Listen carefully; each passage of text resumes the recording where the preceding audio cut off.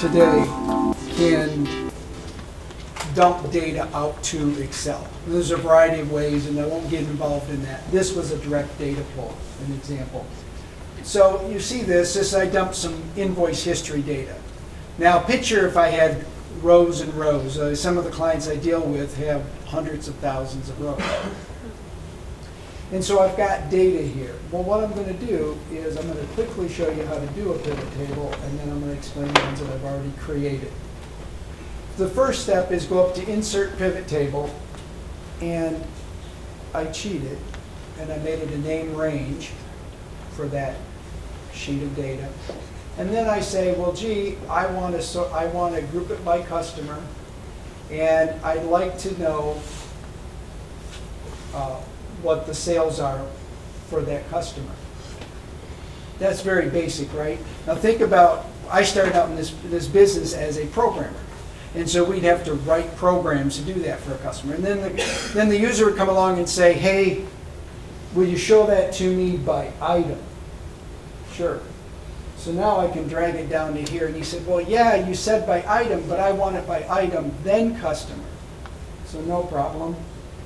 I just drag it down, and then it retotals it for me. So that's very quickly what it's meant for. So you take a huge amount of data and subset it, okay?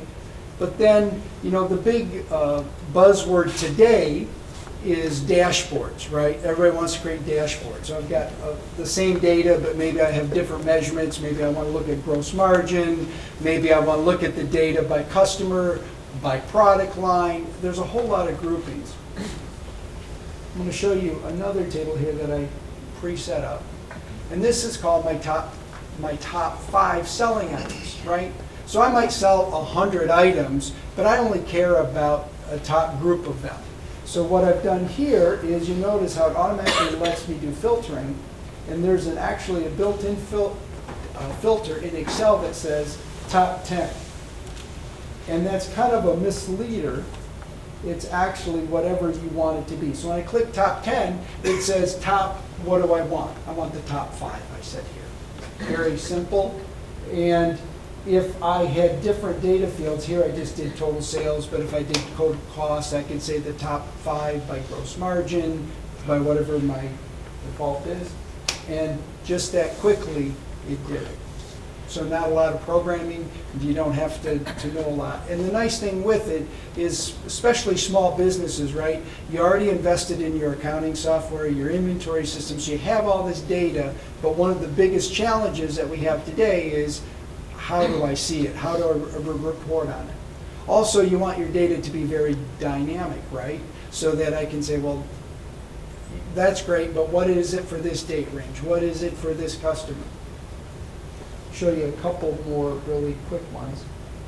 Over here under margin analysis, this is one where I threw in a gross margin analysis. Now, if you'll notice, gross margin wasn't part of my fields, and so I actually created that, and it was a calculated field.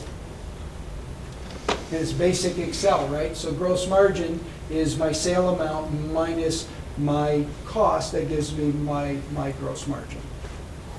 So you can do calculated fields as well.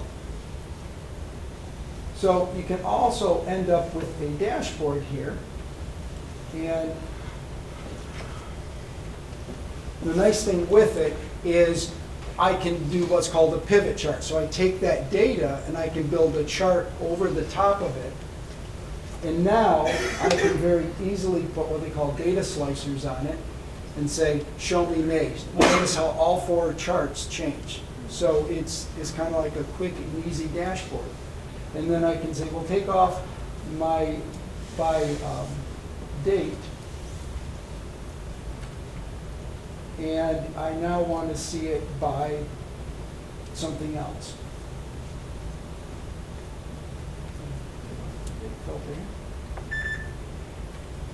And so there's my product line. So that's kind of a quick overview of, you can take your data, summarize it, do the charts, and do data slicers on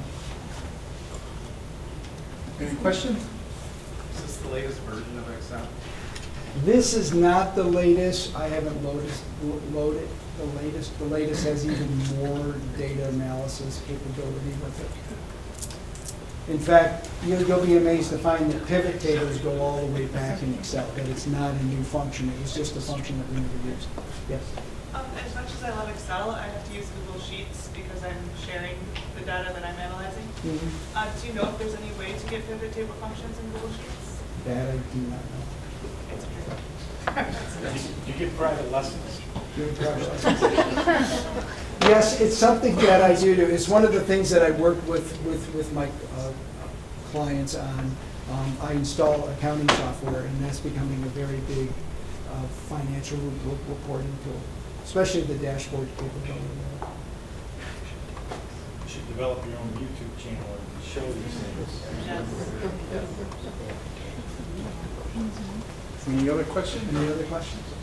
Oh, up here in the front, sir. Oh, sorry. I was wondering, is there some point like where there's so many rows that Excel just starts to get bogged down, and you run into that at all? I haven't, except for when you get up probably, up over 500,000 rows type thing. But part of it is based on your processor and the resources you have on it. Like if you're like me, I'm guilty. I have like probably 10 programs open. So if the size of your data table changes, is that dynamic to that? Yep. So in that example, I actually gave that data range a name called detail. Yeah. So what happens is when I refresh my data, it will refresh the chart. So you can actually set it to when you open the workbook to refresh everything. Okay, and then you can define that as being the entire column, right? Mm-hmm. Okay. Yep. Okay, thank you.